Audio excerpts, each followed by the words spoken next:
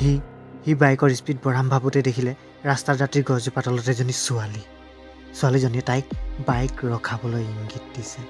সি প্ৰথমতে অলপ ভয় খাইছিল, সেয়ে সি বাইকখন নৰখাই আগবাঢ়ি গ'ল। কিন্তু হেল্ল' ভিউৱাৰ্ছ, স্বাগতম জনাইছোঁ মঞ্জিত মৃন্ময় ইউটিউব চেনেললৈ।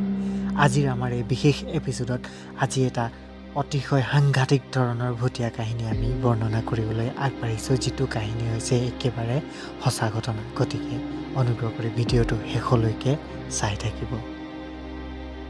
চাহ বোপাই, পেহীয়েৰৰ ঘৰলৈ বহুত দূৰ, গতিকে ৰাতি বিয়লি উভতি নাহিবি। আৰু শুনচোন, হনুমান মন্দিৰৰ বাবাজী আহিছিল, তেওঁ তোলে এটা তাবিজ আনিছে, পিন্ধি ল। ধেই, কিনো অন্ধবিশ্বাসবোৰ কৰি থাক বুলি মানসে ভেকাহি মাৰি ওলাই যাব ধৰিলে। কিন্তু মাকো নাচৰ বুন্দা, তাক তাবিজটো পিন্ধাইহে এৰিলে, কিয়নো মাকবিলাক তেনেকুৱাই হয়। সি বাইকখন লৈ ওলাই গ'ল পেহীয়েকৰ ঘৰলৈ। তাৰ পেহীয়েকৰ ঘৰলৈ সিহঁতৰ ঘৰৰ পৰা 30 কিলোমিটাৰমান দূৰ হ'ব। কিন্তু সেই 30 কিলোমিটাৰ ৰাস্তা বাইক চলাই যাওঁতে তাক প্ৰায় এঘণ্টামান সময় লাগিলে। ৰাস্তা অতিশয় বেয়া হোৱাৰ বাবে ইমান সময় লগাৰ উপৰিও তাৰ কঁকালে উত্তৰ দিব ধৰিলে।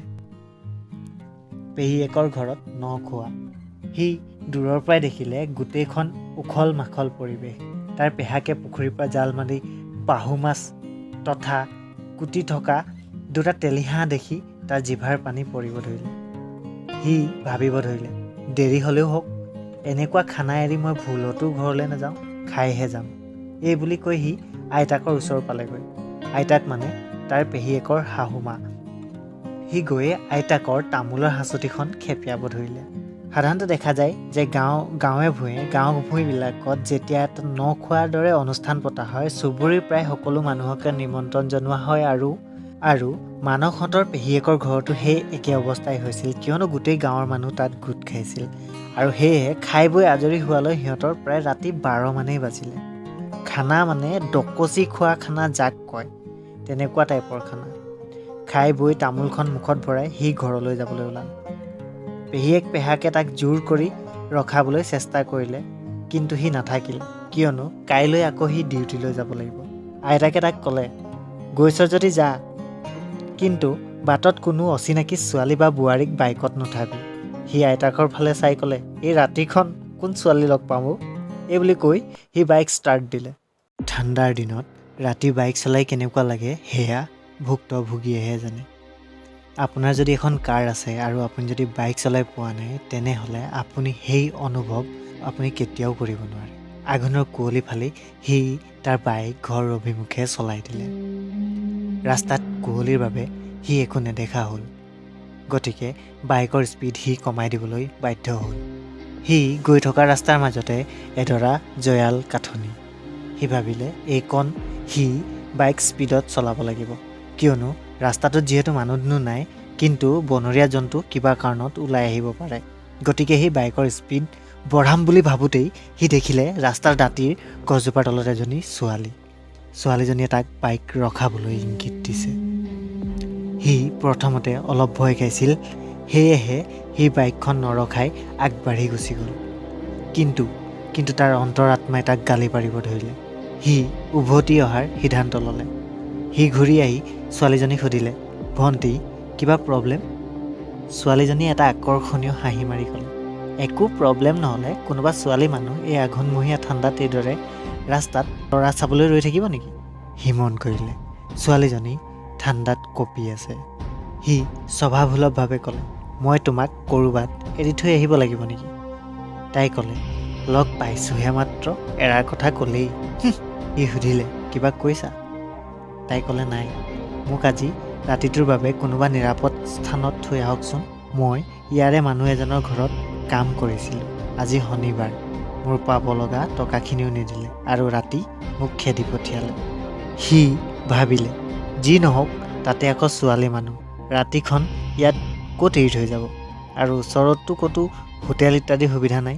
গতিকে সি তাইক ক'লে, শুনাচোন মিছ, তাই ক'লে, পল্লৱী। তাই নিজৰ নামটো কৈ দিলে। আমাৰ ইয়াত তেনেকুৱা কোনো ঠক ঠাই নাই। যদি তুমি মোক বিশ্বাস কৰা, তেন্তে আজি ৰাতি আমাৰ ঘৰতে থাকি দিয়া। আমাৰ ঘৰত মা ভণ্টি সকলো আছে, গতিকে চিন্তাৰ কোনো কাৰণ নাই। সকলো থকাটোৱেতো চিন্তাৰ কাৰণ। অকলে হ'ব লাগিছিল, তাই ভুৰভুৰাই ক'লে। হ'ব ব'লক বুলি দুয়ো বাইকত বহিল। বাইক চলি থাকিল ঘৰৰ অভিমুখে। সি অনুভৱ কৰিলে বাইকখন যেন তামাম জোৰ দি চলিছে। মানে ধৰক বহুত ৱেইট বাইকখনত উঠাই দিয়া গৈছে।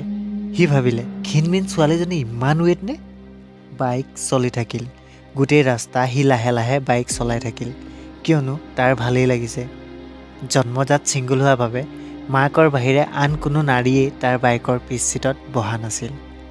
সি মন কৰিলে পল্লৱীয়ে তাৰ লগত কথা পতাৰ চলেৰে তাৰ গাত টাচ কৰি গৈছে।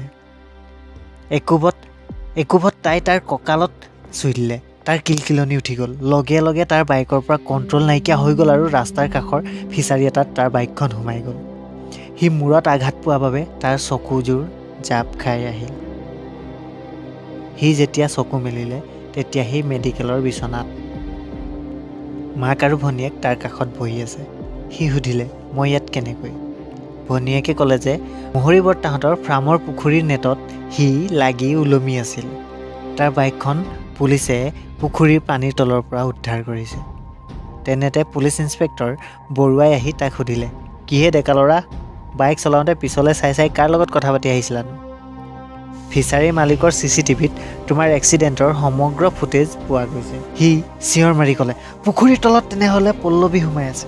পুলিচ অফিচাৰজনে ক'লে, নাই, তলত কেৱল মাত্ৰ তোমাৰ বাইকখনহে পোৱা গ'ল। সি আচৰিত হৈ সমগ্ৰ ঘটনা পুলিচ অফিচাৰজনক বিৱৰি ক'লে। তেনেতে তাত থকা লোক এজনে কৈ উঠিল, মোৰ দাদাৰ লগতো একেই ঘটনা ঘটিছিল, কিন্তু তাৰ মৃতদেহহে উদ্ধাৰ হৈছিল সেই স্থানত। সেইবুলি মানুহজনে কান্দিব ধৰিলে। সি তেনেতে তাৰ ডিঙিত পিন্ধি থকা তাবিজটো চুই চালে। হয় দেই, অন্ধবিশ্বাসেই হওক বা বিশ্বাসেই হওক, তাক হয়তো এই তাবিজৰ শক্তিয়ে ৰক্ষা কৰিলে। তাৰ মাকে যদি ৰাতিপুৱা তাক সেই তাবিজটো পিন্ধাই নপঠিয়ালেহেঁতেন, হয়তো তাৰো মৃতদেহ আজি ঘৰলৈ উভতি আহিলেহেঁতেন। সঁচাই কি ভুতীয়া লগৰী আছিল মিছ পল্লৱী।